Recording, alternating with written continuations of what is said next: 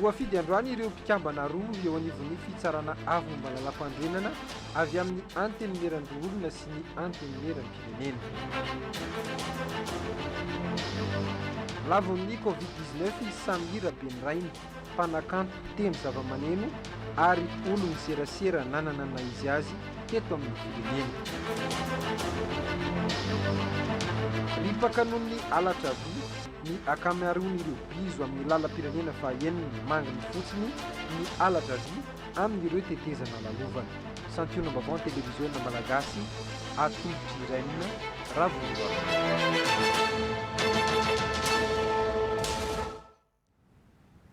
Manolotra ny araba tompo-klasy sy tompo-vavy manasanao ary anaraka ny fampalalam-baovao hatramin'ny farany ratsy ny vokatra ho an'ny baren'i Madagasikara teo amin'ny andro fahadimy amin'ny fifantsanana andehanana any amin'ny CAN lavondry zareo Etiopiana tamin'ny isa mavesatra ihany 4 nohotra isika malagasy tany amin'ny kianjan'ny Bairdara tany Etiopia. Tojo fanomezana Christian Rakotoarso no amitina ny lalao. Tamin'ny isa 4 nohotra no nandavondry zareo Etiopiana ny baren'i Madagasikara teo amin'ny andro fahadimin'ny fifantsanan'ny CAN izay ho atao any Cameroun. Nanjakan'ny Etiopiana tanteraka ny fionana. Teo amin'ny minitra 7 izy ireo no nampiditra ny baolina voalohany tamin'ny alalan'ny Emmanuel Gebre Michael rehefa nahavita nanavatsavy ireo vodilarina malagasy ny tenany. Gebre Michael, superbe inspiration de l'attaquant éthiopien qui ouvre donc le score. Teo amin'ny minitra 4:30 kosa ny baolina faharoa, baolina matin'ny Getane Kebede tamin'ny alalan'ny coup franc. Kebede, le 2-0, le but du break, quel coup franc sur la gauche du gardien. 7 minitra tao aoriana io ny baolina fahatelo, nampidiriny Aboubakar Nassir. Et il n'y a pas la passe, si, elle y est, le 3-0. Le 3-0 avec ce but d'Aboubacar. Io isa telo nohotra io no nentina niala sasatra. Pour cette équipe d'Éthiopie. Fidirana faharoa, nanolo mpilalao maromaro ny mpanazatra malagasy, nanamafy ny fanafiana. Toy izany ihany koa ny mpanazatra ny zareo Etiopiana, izy ireo indray izay niezaky ny miaro ny tombon'isa efa azony. Nanana okazion maromaro isika malagasy tamin'ny alalan'ny Carolus sy Hakim Abdallah, saingy tsy nisy nahitana masona rato hatrany. Mbola ry zareo Etiopiana indray ary no nampiakatra ny isa 4 teo amin'ny minitra 5:20. Et le but de Chimles, ça fait 4-0 pour cette équipe d'Éthiopie. Tao aorian'iny lalao iny, niakatra eo amin'ny larina voalohany vonjomaiky Etiopia manana isa 5, faharoa Côte d'Ivoire manana isa 7 saingy mbola tara lalao iray, fahatelo i Madagasikara manana isa 7 ihany koa ary larina faha-4 i Niger. Andrasana ny fionana eo amin'ny Côte d'Ivoire sy Niger amin'ny zoma ho avy izao. Ho an'ny baren'i Madagasikara kosa, ny herinandro avy eo isika no andrayan'ny Niger ao amin'ny kianjan'ny Barikadimy. Zay ny amin'iny iroso amin'ny vaovaon'ny politika sy ny raharam-pirenena isika. Mpitsara roa vavy no voafidin'ireo loholona isolo tena azy eny anifon'ny fitsarana avo momba ny lalam-pandrenana taorian'ny fifidianana natao tetsy Anosikely androany maraina. Nanatrika izany Bertrand Ranevmanana. Ambarak'izany fadionany isolo tena ny antermeran'olona ao amin'ny fitsarana avo momba ny lalam-pandrenana Ramatoa Rodzoniaina Ranevson Andriamaholy sy Ramatoa Antonia Rakotoniaina. Rodzoniaina Ranevson sy Antonia Rakotoniaina no mpitsara anankiroa nahazo ny fitokisan'ny antenimiran-dolona isolo tena azy eo anivon'ny fitsarana avo momba ny lalam-pandrenana tamin'ny fifidianana izay mitaterahana teto amin'ny lapamaitso Anosikely. Nahazo vato 420 avy tamin'ireo mpifidy 720, tonga nandrotsaka ny vatony izy miravavy ary nivoaka ho mpandresy tamin'ireo mpifaninana 720 izay samy manampahaizana amin'ny lalàna avokoa. Stabilité ny fanjakana hitondrantsika ny fampandrosoana no promesse nataonay teo ary mbola tazominay hatramin'izao. Miaro ny Sénat fa miaro ny fanjakana tan-dalàna, miaro ny zavatra manaraka ny lalàna rehetra sy manaraka ny lalam-pandrenana. Nilaza ny mpampakateny ny antenimiran-dolona Rasolondratsimba Raymond fa ireo no voafidy ary ametrahan'izy ireo ny fitokisany. Araky ny famelabelarana nataony mahakasika azy miravavy ireo dia mindro sy matoky azy izahay ato amin'ity androm-panjakana ity fa tsy hampisangamenatra n'ity androm-panjakana ity ny fisafidianana azy miravavy ireo araka ireo traikefa sy fahatsapanay fa mendrika sahazany zany izy miravavy. Andray nitoerany eny amin'ny fitsarana afo momba ny lalam-panorenana zany ireto solotena anankiroa voafidy ireto anatevin-darana ny solotena roa avy amin'ny anteny miram-pirenena sy ny filan-kevitra amboniny ny mpitsara ary ireo solotena anankitelo izay ho tendren'ny filohan'ny repoblika. Raha ny maraina ny teny anivon'ny Sena ny tolakandro kosa no nanaovana ny fifidianana teny anivon'ny anteny miram-pirenena ny fidianana izay hosolitenany eny anivon'ny fitsarana avo momba ny lalam-pandrenana ihany teny amin'ny CCI Vato izy ireo no nanao ny fifidianana. Olivier Ndremolomiaja sy Joelson Randriamparany no nanatrika izany ny televiziona malagasy.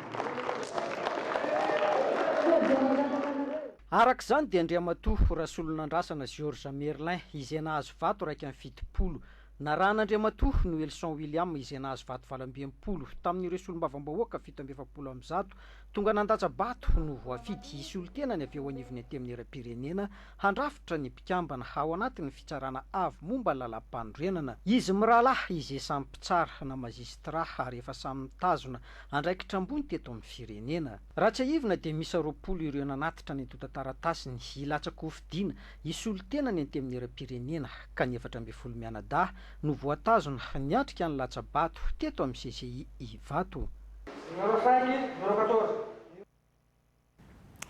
Eo amin'ny tontolon'ny asa mila mpifanarahana amin'ny zava-misy ankehitriny ny lalàna mifeny asa satria dia efa antaonany maro no tsy nikitiana izany teto Madagasikara anton'ny fakan-kevitra nasionaly natao tany Antsirabe nataon'ireo voakasika rehetra amin'izay tontolon'ny asa izay ny andindiny vaovao entiny Kiadra Jaonera TVM any Antsirabe. Tsy mifanaraka intsony amin'ny rivotry ny asa ankehitriny ny lalàna mifeny asa izay tamin'ny taona 2014 no nisy fanavaozana farany. Anisan'ny mahazava-dehibe izao fanavaozana ny lalàna ny asa izao ny nankatoavana ny fifanarahana iraisam-pirenena maro.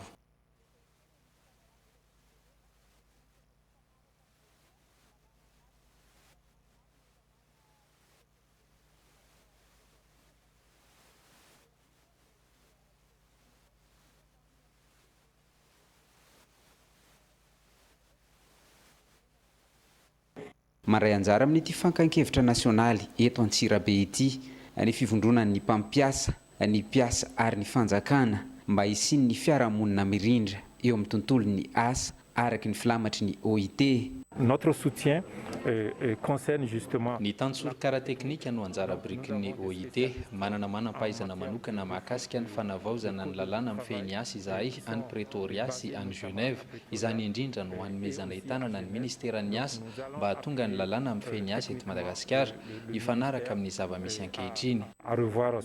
Mba hanamorana ny fandaniana ny lalàna vaovao ifen'ny asa indray eto Madagasikara izay ivoaka aoriana izao fakan-kevitra izao dia manana ny anjara manandrify azy ihany koa ireo solombavam-bahoaka. Izay eo amin'ny anteny miram-pirenena moa dia vonona ny anohana satria mahatsara ny vahoaka malagasy zany anohana an'izao avant projet de loi zao satria dia tsy maintsy andalo asam-boamery io zay vao hiditra any amin'ny fandaniana amin'ny assemblée plénière.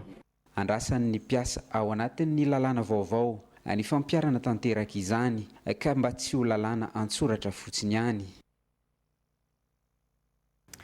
Ialana tsiny indrindra tompoko ny tsy fahatombanana kely tamin'iny vaovao na rahantsika teo iny. Mikasika ny famahana ny olan'ny rano eto Madagasikara nahazo fiara vaventy fitateran-drano na camion citerne vaovao roa ny ministeran'ny rano ny fanadiovana sy ny fidiovana fanomezana avy amin'ny Norvège sy ny UNICEF na tolotra androany teny Ankorondrano. Keita Rivila sy Roger Andriamanalina no nanangona ny vaovao. Hanampy sy hanamora ny fitaterana ny rano eny amin'ireny tompon-drano eto andrenivohitra na amin'ireo faritra sarodrano ny fahazahoana ireto camion citerne vaovao ireto. Fitaovana ireo izay mety dirana mifoezaka fa manokatra ny varavarana ho an'ny ezaka izay lavitra ezaka kokoa izay efa ataon'ny fitondram-panjakana eto Madagasikara na amin'ny tanan-dehibe izany na any ambanivohitra izany. Ankoatra ny fahazahoana ireto fitaovana ireto dia ao anatin'ny fanatanterahana ny fanavaozana ireo fotodrafitrasa na ireo fantsona efa simba ny ministera. Anatin'ilay tetikasa Jirama Water Free dia isy eo amin'ny 770 kilometatra ny fantsona izay hosoloana nefa raha mbola misy any amin'ny arivo any ny fantsona eto Antananarivo fa 770 kilometatra zay no anisan'ny tena antitra indrindra ka zay no ao anatin'ny amehany. Ratsaivana dia ny alatsinainy 12 marsa lasa teo ny andro maneran-tany ho an'ny rano ka ny 14 marsa ho avy izao dia hisy ny fankalazana nasionaly izay atao any Faravangana. Eo amin'ny pejiny fahasalamana 14 martsa andro maneran-tany iadina amin'ny aretina rabaka na ny tuberculose. Anisan'ny ady mbola trehantsika malagasy izany aretina rabaka sy tuberculose izany vonina ary manamafy ny ady amin'izany ny ministeran'ny fahasalamam-bahoaka. Efa ela no niadina amin'ny aretina rabaka na tuberculose nefa mbola misy foana na eto Madagasikara na maneran-tany. Kohaka misy ireo kasira ary arerahana no isehoany mifindra amin'ny alalan'ny pitidrora ity aretina ity. Mbola ambony ny tapahafatesana amin'ny tuberculose eto Madagasikara ary nisy kajy taona eo anelanelany 12 hatramin'ny 15 taona no tena voany. Ministeran'ny fahasalamam-bahoaka dia mametraka laharam-pahamehana ny ady amin'ny rabaka na tuberculose ary napetraka ary ny rafitra rehetra isan'ambaratongana azahoana mandray an-tanana maimaim-poana na ny fitiliana na ny fanafody entina ny tsabo amin'izany tuberculose zany ao amin'ireo tompom-pahasalamana miisa 730 manerana ny faritra 20 eto Aminosy. Marihana fa ny faharetan'ny fitsaboana dia eo amin'ny enim-bolana eo amin'ny ankapobeny. Tamin'ny taona 2012 maherin'ny 7,3 alina ireo voatily voan'ny rabaka ka notsaboina, 2,20 ny tahapahasitranana ary 700 ireo tsy nahavita hatramin'ny faran'ny traitement fa nialan-daharana. Mety misy ihany koa olona voan'ny rabaka tsaboina nefa tsy andairan'ny fanafody ka raisin'ny fanjakana an-tanana manokana.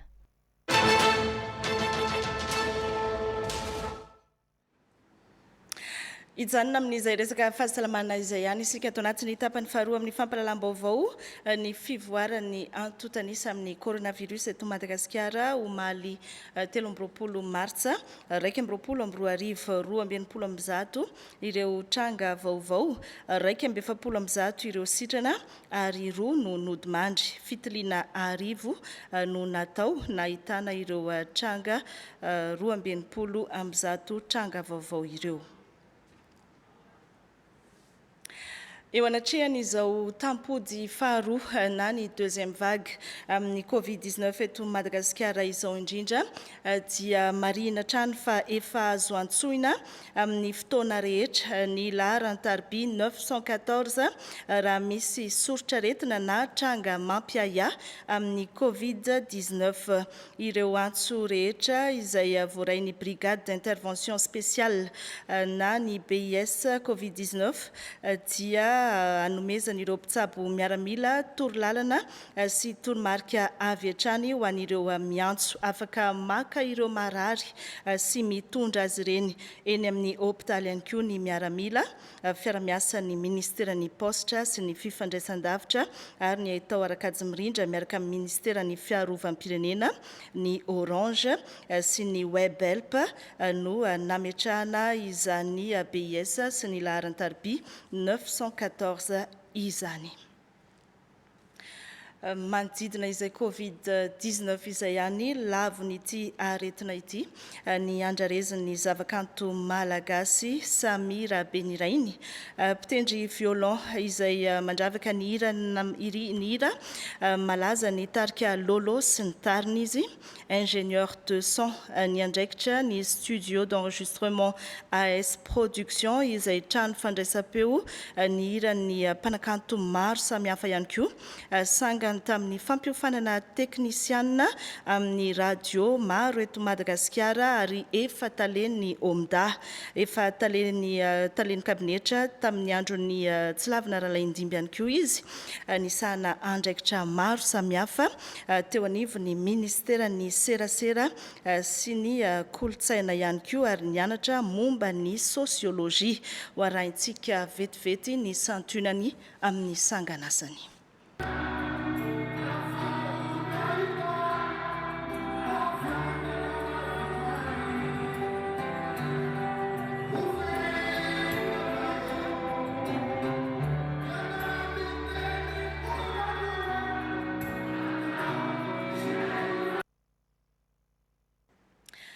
Fa manoloana ny paikady izay noraisin'ny fitondram-panjakana hiatrehana ny covid-19 ankehitriny dia manohana tanteraka ny fanapahan-kevitry ny filohan'ny Repoblika ny antoko Freedom sy ireo mpikambana rehetra ao anatin'izany antoko izany, ankoatr'izay ny fanohanana ny vinanasa ankapobeny filoham-panjakana ary manameloka ihany koa ny fanakorontanana amin'ny endriny maro sy manohitra ny fanaparitahana vaovao tsy marina momba ny filoha nasionaly n'ity antoko ity, ny antoko Freedom. Mananangona ny vaovao mikasika izay Mamso Hortensia.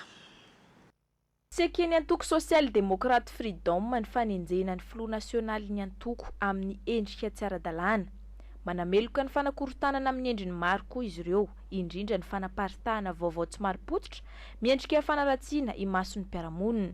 Ny antoko dia mahatsapa fa tato ato zay dia misy finiavana kitsirano zao manao asa fanasoketana avy amin'ireo ivelan'ny fitondrana ary ny mampalahelo dia avy amin'ny sasatsasany ao anatin'ny fitondrana mikendry ny filoha nasionaly, manameloka tanteraka amin'ny herin'ny rehetra izany fanasoketana azy izany ny antoko fa entina anoratsiana azy eo mason'ny mpiaramonina sy ireo lehibeny ao anatin'ny fanjakana.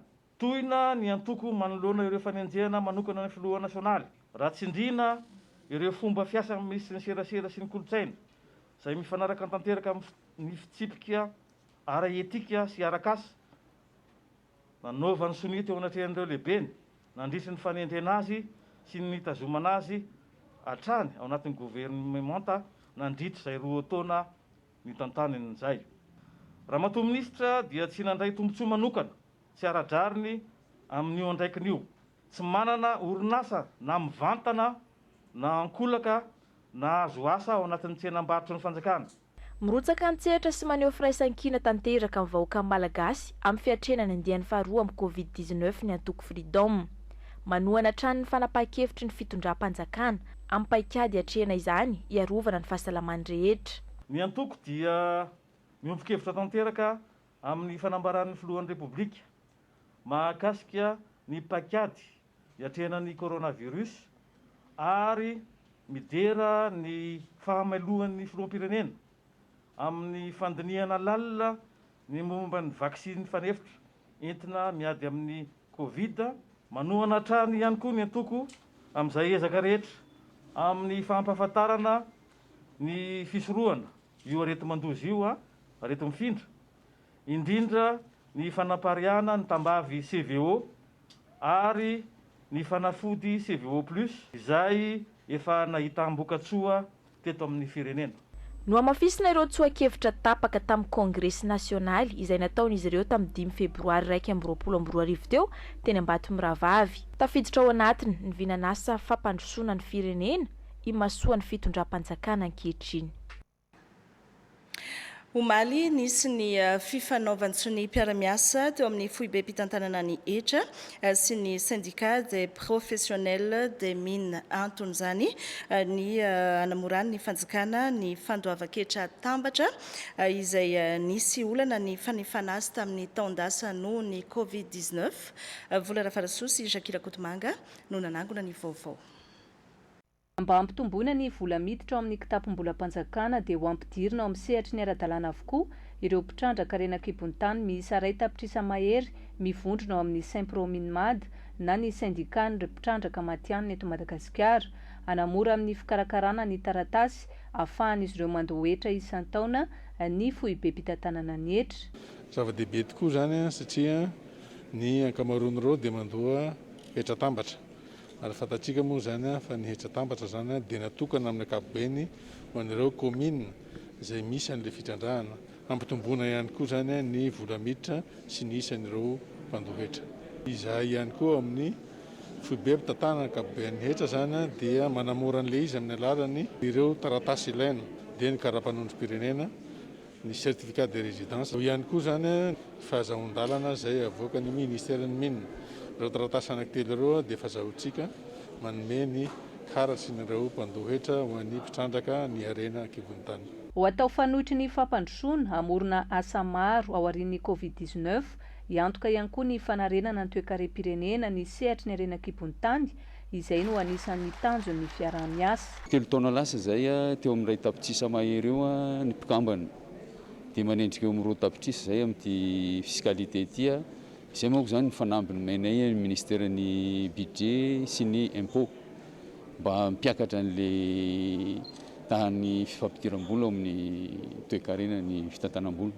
Ny fampidiran-kety zay moa araka ny fanarahana zao dia tapitra amin'ny volana Desambra raika amin'ny 30 ny volana Desambra zao. Zay zany ny fanarahana voalohany. Dia manentana anareo vahoaka ny maiva-tanàna mba hiditra amin'ny ara-dalàna ahafahan'ny supprimer-ny mady miaro anareo vahoaka. Natrehan'ny solitena avy amin'ny Bionco ny fifanaovan'ny ny mpiara-miasa mifandraika amin'izany teo amin'ny foibe mpitantanan'ny ETRA sy ny syndicat des professionnels des mines eto Madagasikara. Iverenantsika ny vaovao manodidina ny tontolon'ny asa miasa ara-dalàna. Ireo inspecteur de travail sy contrôleur de travail manoloana ny olana ara-pahasalamana izay lalovan'ny firenena amin'izao fotoana izao. Nitafy tamin'ny mpanao gazety izy ireo nanambara izany ary nanazava ihany koa ny asany araka ity vaovao nangon'ny Njaka Serge Andrenarso sy Rodriguez Afimaly ity. Ny eny amin'ny ministera foibe no misy mpitsirika asa mitokona tsy misy fiatraikany eo amin'ny fandaminana arak'asa nefa izany satria ny eto Antsahavola no dingana voalohany raha misy ny olana eo amin'ny orinasa sy ny mpampiasa. Miasa maro anisa mpitsirika asa na ny inspecteur de travail eto Antsahavola mandamina ny olana rehetra misy. Zay miasa ka miasa zay matotonga ety ny aloha dossier misy mandeha 0 service minimum ve tsy afaka andainga kosa aloha zay fa sao dia be dia amin'izany fa ato misy miasa ato ohatry miasa mibetsaka aloha eto Antsahavola. Komandona zavatra iainana ankehitriny vokatry ny valanaretina Covid-19 sy ireo olana ara-toe-karena sy ara-sosialy nateraka izany dia tsy azona inspecteur du travail sy contrôleur du travail miamela irery ireo mpiara-miombona antoka ireo indrindra ny mpiasa malagasy. Izao io indrindra ny fotoana ilan'izy ireo anay. Tsapa fa maro ny orinasa no mampihana ny asa fanao ny andavanandro, misy mampiato misy ny asa mandraharany. Io dia fantatsika hoe chômage technique. Misy ny nanakatona ny orinasany, misy ny nampihana ny mpiasa ao aminy. Vokatry zany zavatra izany dia maro ny olana misy eo amin'ny mpiasa sy ny mpampiasa. Miezaka mamahy izany olana izany izahay amin'ny alalan'ny dinika sosialy na dialogue sosialy. Eo anatrehan'izay betsaka ireo mpiasa na orinasa manana olana atonga eto amin'ny inspection de travail eto Antsahavola voalamina ny ampahany maro amin'ny tranga misy eny anivon'ny orinasa. Eto zany manomboka le hoe 3 camps, convocation de confrontation de conciliation nefa amin'ny ampahana non conciliation ka ilaina médiation zay fa mandeha ministère. Efa ohatra hoe ankana différents collectifs ka tsy misy solution tsisy conciliation dia ilaina médiation dia zay fa procédure mandeha ministère. antsovy no ataon'ny mpitsirikasana ny inspecteur de travail ho an'ny mpitantana orinasa ho tonga eto an-tsavola satria misokatra hatrany ny fandraisan'olona toy ny isan'andro. Tamin'ny fiandohany ity herinandro ity nanatanteraka fivorimbeny teo anivon'ny syndicat ny inspecteur des douanes et de la propriété foncière ankoatra ny ady hevitra amin'ny anatsarana ny asa dia nofidiana ihany koa ny mpikambana vaovao hitantana ny syndicat n'izy ireo. Nalsorandriamasinoro sy Andra Rajonarvao. Maro ny andraikitra sahan'ny inspecteur des domaines tahaka ny fikirakarana ny taratasina tany sy ny fangatana tany-panjakana ary ny fanomezana ny titra sy ny kadasitra ny tany. Nitondrana fanazavana tamin'ity fotoana ity ny mahatonga ny ady tany ho maro eny anivon'ny fitsarana. Ny inspecteur des domaines de la propriété foncière tsy manana fahefana manapaka izy rery amina apono hoe omena ny ranona na ranona ny tany anankiray. Fanatsarana ny tontolon'ny asan'ny inspecteur des domaines no antony fivorimbe tanterahana. Tsy ampy isan'izy ireo manerana ny nosy. Raha ny fenitra mantsy, misy sampandrarany fananantany isaky ny distrika. Ny fitondram-panjakana dia efa manao izay anaovana recrutement par voie de concours dia mianatra eny amin'ny NAM anamafisana an'izay isan'ny inspecteur des domaines de la propriété foncière zay. No tontosaina omaly ny fifidianana ny mpikambana vaovao andrafitra ny baron'ny syndicat ny inspecteur des domaines et de la propriété foncière.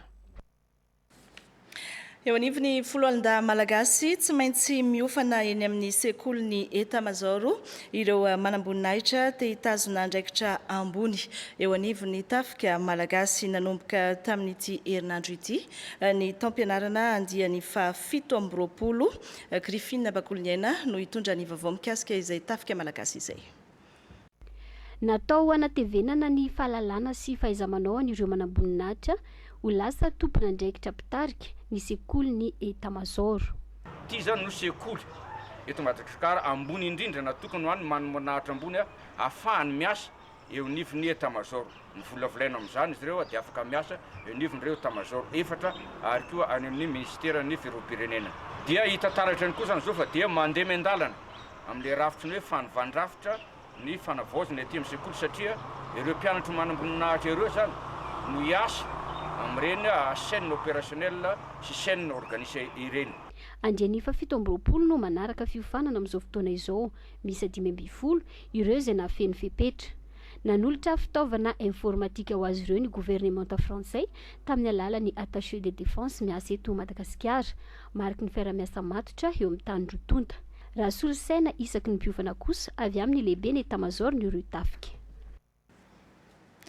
Teny Ambotry Manjaka androany no nandorana ireo kapila mangirana piraty tratrany teo anivon'ny brigade anti-piratage ratsa mangaika iray eo anivon'ny ministera ny serasera sy ny kolotsaina ny arana tamin'ny OMDA sy ny solotenan'ny fitsarana Cantroneverson sy Ernirina Rasolarzona. Kapila mangirana osika miisa 2,774 izay ahitana kapila horonan-tsary malagasy sy vahiny, hira na ihany koa horonan-tsary fanadihadiana maro isan-karazany no nidorana sy nopitihany teo anivon'ny brigady misana ny ady atao amin'ny osika sy ny piraty na ny BAP. Natao izao hetsika izao ho fiarovana ny vokatra sy ny sanganasana ireo mpanakanto ary ireo mpamokatra sarimihetsika. Fantatra teto ihany koa fa ho enjehana manomboka izao ireo mpividy kapila osika fa tsy ireo mpivarotra na ny mpamokatra fotsiny ihany. Nampiavaka ny tamin'ity fandorana tamin'ity taona ity zany dia ny fanotrona an'ireo mpamokatra horonan-tsary sy solotenan'ny mpihira sy ny artiste. Nanay amin'ity taona ity dia ny hisambotra ihany koa zany an'ireo izay manjifa an'ilay piraty zany na ilay osika. Efa anatin'ny laharam-pahamehany BAP mihitsy mikasika an'ireo mpampiditra hira ny amoron-dalana. Tiako manatsindry eto fa tsy azo atao fampidirana an'ireo hira eny amoron-dalana satria dia mitrandraka ny sanganasan'ny mpanakanto sy ireo mpamokatra horonan-tsary. Zava-dehibe sy tokony ho tohizana hatrany hetsika toy izao ireo solotenan'ny trano mpamokatra satria anisan'ny fanetribehan'ny zavakanto sy ny vokatra malagasy ny mpano osika. Efa niandrasana efa ela ny hetsika ohatr'izao. Raha taloha zany izay misy ny piraty tratra ohatrany ndraindray izy mety mbola averina any amin'ny tompony ndraindray izy manjavona tenany eny fa zao zany izy hitanay ratsy anay maso eto fotsy fa mirehitra zara daholo izy rehetrarehetra ny taninay hoe alohantsika hividiny original mba mpandroso ny sanganasa malagasy satria raha mahita ny mpijeritsika dia matetika ny vahiny foana no andrandraina nefa malagasy tena za mino fa mahavita tsara no ireny avy any ivelan'ireny. Iamafy hatrany hetsika ho ataon'ny BAP ary ho hitarina any amin'ny faritra ihany koa izany. Marihana fa mahavoasazy embolana ka hatramin'ny 5 taona hatranomaizina ny fanaovana osika ary andoavana lamandy hatramin'ny 5 tapitrisa sariary ihany koa. Ripaka no ny alatra vy ny ankamaroany ireo bizo sy ny arofanina amin'ny tetezana eny amin'ny lalam-pirenena indrindra ny amin'ny lalam-pirenena fahaeniny Keita Revila no hitondra amintsika ny antsipriam-baovao. Tafiakatra hatramin'ny 10 ny isan'ireo biso vandalisé nisy nangalatra teo anelanelany ny PK 0 sy ny PK 468 lalam-pirenena fahaenina izany hoe tao Antanandava sy tsara asina. Hatraty amin'ny tapany atsimo aloha zany hatreo amin'ny PK 0 ka hatramin'ny 279 misy fito ny isany eo amin'ny PK 279 ka hatrany amin'ny PK 468 telo ny isany. Hitantsika amin'izany fa tena be dia be. Zay fotsiny aloha za zao ny hita treto fa any amin'le faritra hafa zany tena mbola inonay fa tena mbola betsaka le izy. Akoatra ny alatra biso vandalisé dia mirongatra ihany koa ny alatra biso metalika sy ny vy eny amin'ireny fotodrafitrasa toy ny tetezana ireny.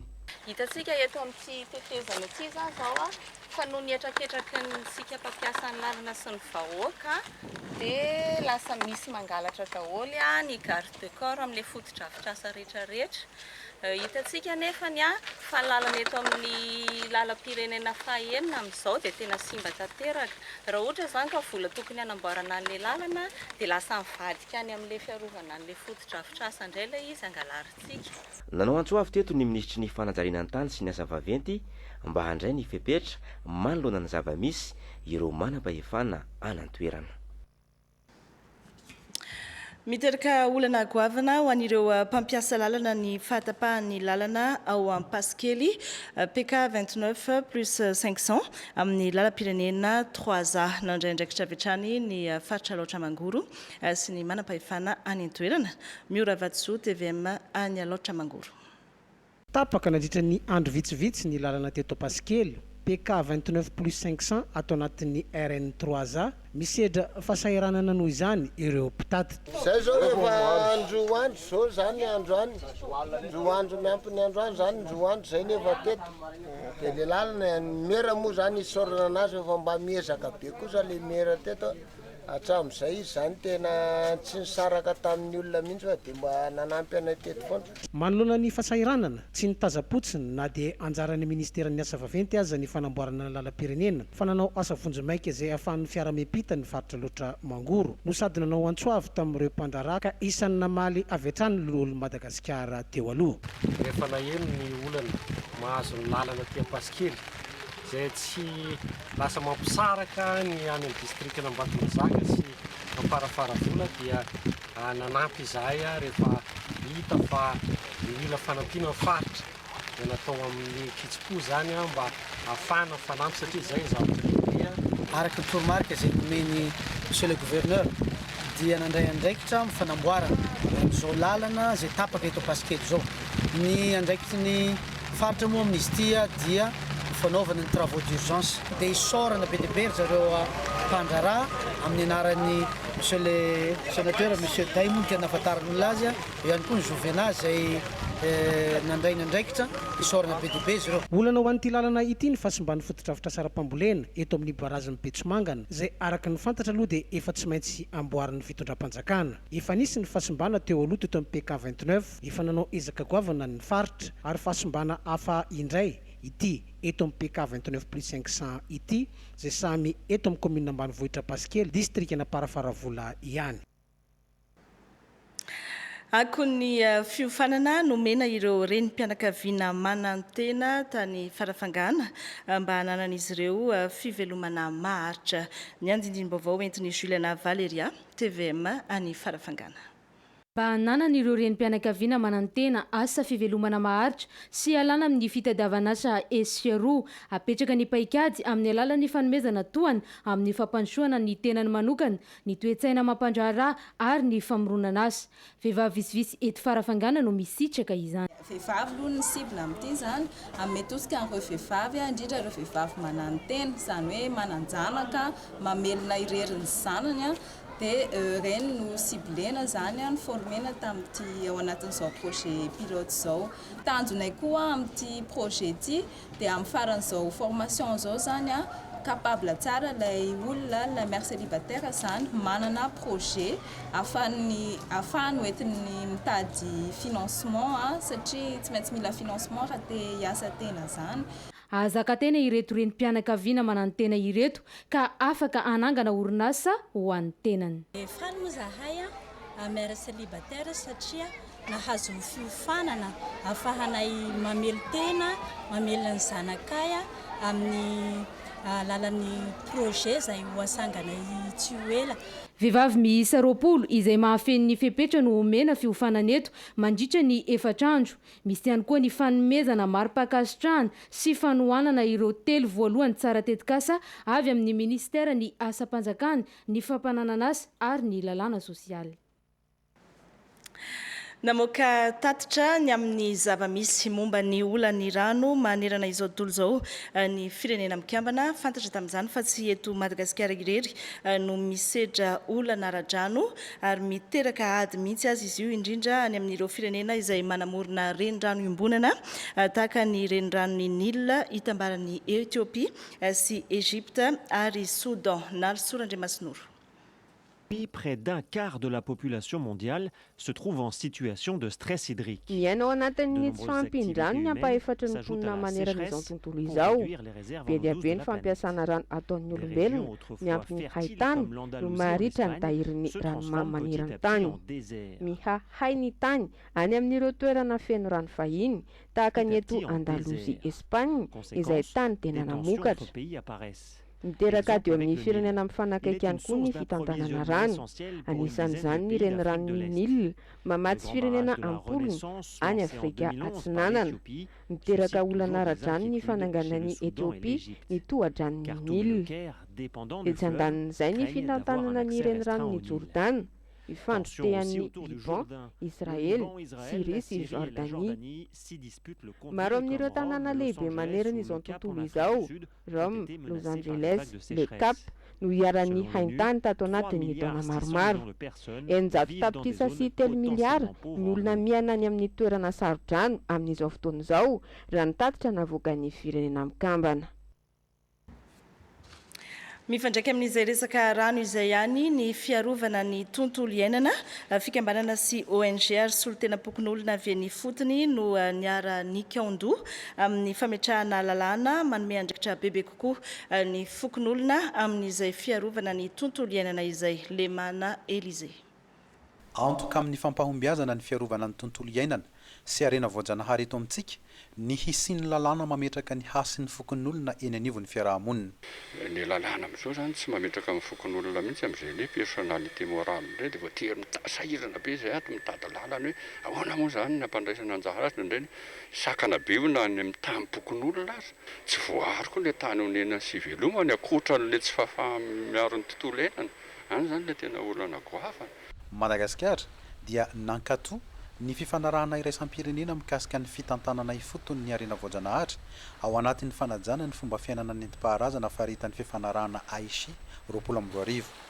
Izany no maha anisan'ny firenena 420 mpahazo tohana antsika amin'ny fanomezana lanja ny fitantanana ifotony. Io ny miaro ny tontolo iainana nefa le vahoaka atao mipetraka ery anjorony fotsiny eo amin'ny fambolekasy nefa tsy tena hita ny andraikitra ny fokon'olona zany rehetrarehetra zany no jerena ary raha ny voankazo anala manokana moa ny eo an'izay hoentika dia anao ny ady sisika zany hoe mba handresy lahatra ny sehatra ara-panjakana sy ny ambaratonga rehetrarehetra mba handinika ahoana tokoa ny tena hampandraisana anjaran'ny vahoaka izay fa tsy ho vahoaka ho toloram-potsiny reto vahoaka reto na omena tsy ny hoe mpandory tanety sy ohatran'izay. Ny fampizarana nandritra ny atrikasa ny fomba fiainana sy fifandraisan'ny mpisehatra amin'ny fiarovana ny tontolo iainana amin'ny fokon'olona ny fotony ho karoina ny fomba ampandraisana andraikitra ny olom-boafidy manomboka amin'ny famolavolana ny lalàna ho an'ny fokon'olona ka hatramin'ny fandrafetana izany.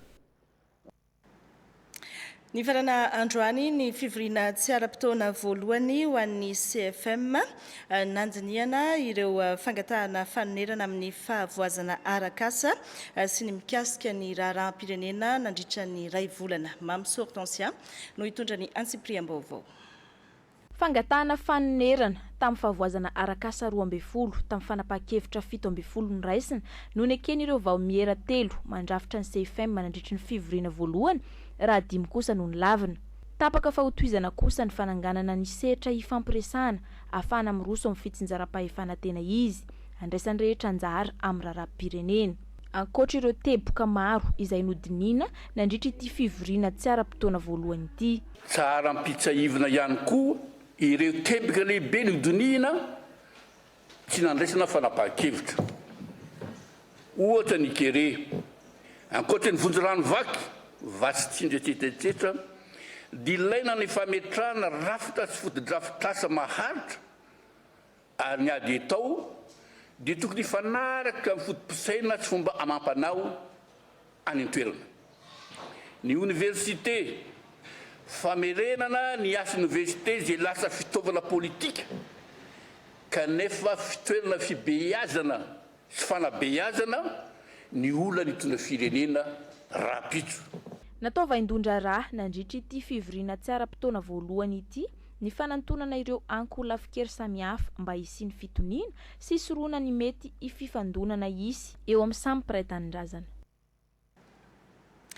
Iverenantsika ny fanatanjahantena sady amaranantsika ny fampalalam-baovao ho tanterahina amin'ny volana May ho avy izao ny andiany faha-12 amin'ilay fifananana azakazaka UTOP taorian'ny fanafoanana ny fifananana tamin'ny taondasa noho ny krizy ara-pahasalamana. Kanto René Varson sy Mami Ravoavison.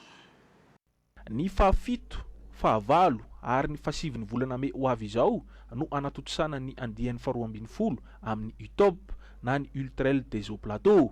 Azakazaka misy 5 no iseho amin'ity fifananana ity izay hiala any Amarozevo ary andalo any Matasosy Carrion. Ultra moa zany 170 ny chemise ahitana ny championnat de Madagascar ny trail dia 70 km mampitohy amin'ny Mantasoa Mandravatonga aty Antananarivo.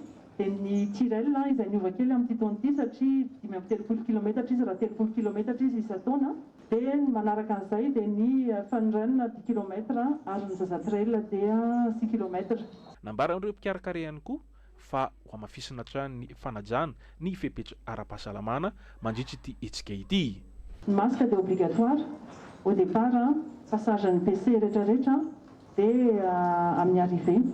Ny gel hydroalcoolique ihany koa dia obligatoire au passage ny PC rehetrarehetra. Anisan'izany ihany koa dia ozy isika hoe tsy afaka mamory olona mihoatra ny 200. Dia noho izany zany ireo course izay mihoatra ny 200 ampandray anjara dia ho différenay ny départ. Izany hoe isaky ny 200 ny départ dia adindray après na atsasakadiny après dia izay vao miainga indray ny 200 manaraka mba hanenana an'izay famoriana olona mihoatra ny 200 izay. Marihana fa hifarana ny 20 Martsa ho avy izao ny fisoratana anarana amin'ity azakazaka ity izay misokatra ho an'ny daholobe.